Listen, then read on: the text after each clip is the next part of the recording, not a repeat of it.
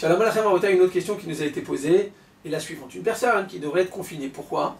Parce qu'elle a transgressé les restrictions du ministère de la Santé, donc chacun dans son pays doit se tenir et doit bien écouter l'ensemble des restrictions qui sont imposées par le gouvernement. Donc cette personne-là ne va pas écouter, ou bien elle est revenue de l'étranger, ou bien elle est en contact avec des gens qui étaient éventuellement contaminés.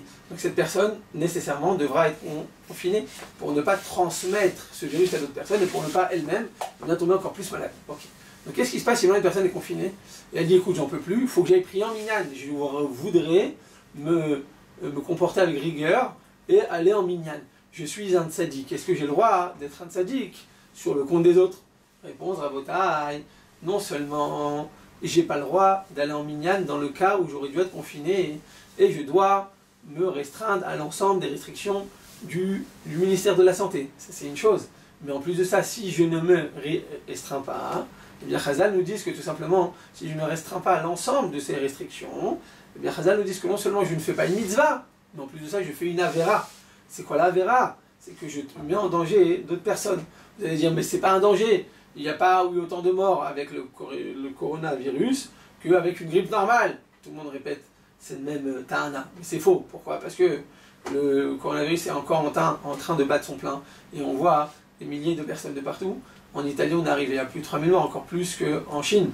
Donc, Rabotai, la situation, elle est inquiétante, elle est alarmante. Nous devons prier à Kadosh Baruch Hu, certes, mais à côté de ça, nous devons nous comporter avec vigilance. Et si je manque de vigilance, si je désire me montrer plus indulgent, eh bien ce n'est pas une mitzvah, c'est une avera. Je mets en danger d'autres personnes et je me mets moi-même en danger. Donc Rabotai, une personne qui devrait être confinée, on lui demande de prier de la maison, de prier avec kavana, de prier avec ses enfants. Même à la maison, il faudra conserver certaines distances qui sont imposées par le gouvernement. Et on priera à la maison. On n'ira pas à la synagogue, même si on pense que c'est une avera. Ce n'est pas une avera dans ce cas-là de ne pas aller à la synagogue, c'est peut-être une avera, oui, d'aller à la synagogue. À plus forte raison, si une personne a déjà des symptômes, elle tousse déjà, elle a déjà la fièvre, dans ce cas-là, il n'y a même pas de question, là, c'est même pas, il n'y a même pas de doute, c'est une avera absolue, il n'y a pas de peut-être plus grande avera que ça, parce que je mets le danger, je mets le prochain en danger à Rabotai, il n'y a pas de plus grande avera que cela. Il y a un danger, eh bien, on n'a pas le droit de faire du mal à l'autre, et même quand c'est un danger spirituel, à plus forte raison de faire fauter l'autre, et à plus forte raison quand il s'agit d'un danger médical, je n'ai pas le droit de mettre le prochain en danger. Donc Rabotai, une personne qui devrait être confinée, une personne qui aurait certains symptômes n'aurait pas le droit d'aller dans un endroit public quelconque, et même à la synagogue.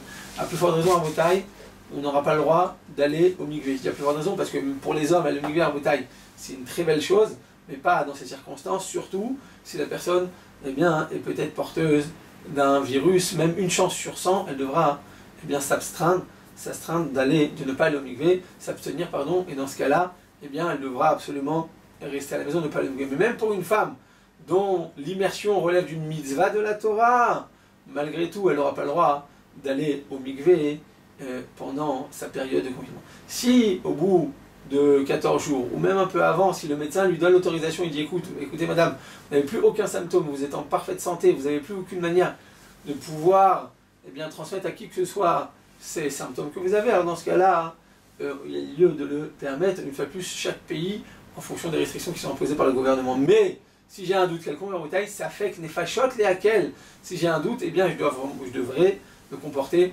avec rigueur et prendre plus en cas la vie de l'autre, plutôt que la mitzvah qui m'est proposée. Vous savez ce que le Ran dit?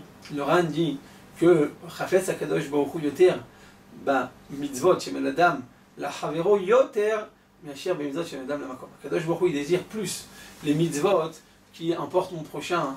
Eh bien Hachem les désire et les aime encore plus que les mitzvot qui concernent seulement HaKadosh Baruch Hu. Pourquoi? Parce que finalement quand j'honore mon prochain, quand je lui donne du kavod, quand je lui fais du bien, et à plus forte raison quand je m'éloigne du mal que je peux lui faire, je lui fais aussi du bien à Kadosh Baruch Hu. Pourquoi? Parce qu'en chacun de nous, à Rabotai, nous avons le Chalek et Kamimal, comme nous dit le Tomer Dvora, Rabbi Moshe Cordovero, de l'époque du Harizal. Et donc, à Rabotai, quand je me retiens de faire une mitzvah pour Kadosh Baruch Hu, au prix éventuellement mettre en danger mon prochain, non seulement j'ai pas fait de Avera, mais en plus j'ai fait une grande mitzvah. C'est quoi la mitzvah à Rabotai? Ve'afta l'ereacha kamocha. J'ai la mitzvah d'honorer, d'aimer mon prochain, c'est une mitzvah de la Torah. Kol man sani alach, al ta'aseh lechaverach. Tout ce que qu'il t'est haïssable, ne le fais pas à ton prochain. C'est ça les mitzvot de la Torah. Notre Torah, c'est une Torah de vie.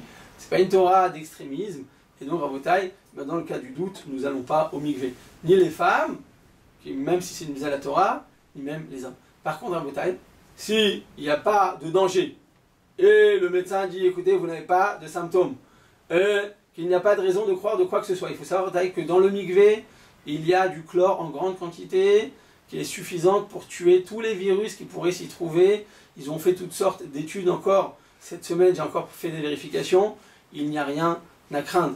D'accord ? Si je suis porteuse de certains symptômes ou du coronavirus, j'ai pas le droit d'y aller parce que je peux mettre éventuellement quelqu'un en danger.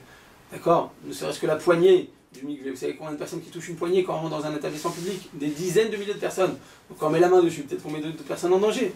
Donc effectivement, d'aller au mikvé dans ce cas-là, si je suis porteur de symptômes, c'est pas une mitzvah, c'est une avéra. Mais si j'ai aucun symptôme et que je vérifie qu'au mikvé dans lequel je me trouve, il y a eu du chlore, donc dans tous les mikvés du monde en rotaire, il y a du chlore, eh bien, il n'y a pas de raison d'avoir aucun chashash. C'est que Kadosh Baruch Hu nous protège. La mitzvah de mikvé à Botaï protège le Ham Israël, protège la femme, protège la pureté, protège la santé du Ham Israël. Il y a une santé spirituelle et une santé matérielle et une santé physique.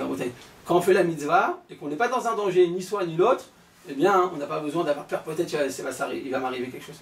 Il y a écrit au contraire, il y a écrit dans Shomer Emunim, une personne qui a peur, qui a des craintes, elle dit toujours j'ai peur, j'ai peur, j'ai peur, qu'est-ce qui va se passer? Elle va amener sur elle eh bien, l'événement qu'elle craignait énormément. Plus tu as peur d'une chose, plus tu l'amènes sur toi. C'est écrit Mefourash de Rav Aaron Rata dans Shomer Emunim. Donc il dit tu ne dois pas avoir peur de certaines choses. Il est vrai que le coronavirus, il faut être vigilant dans le monde entier parce que c'est une Shad Ritra, c'est un moment dur pour le Ham Israël et pour le monde entier.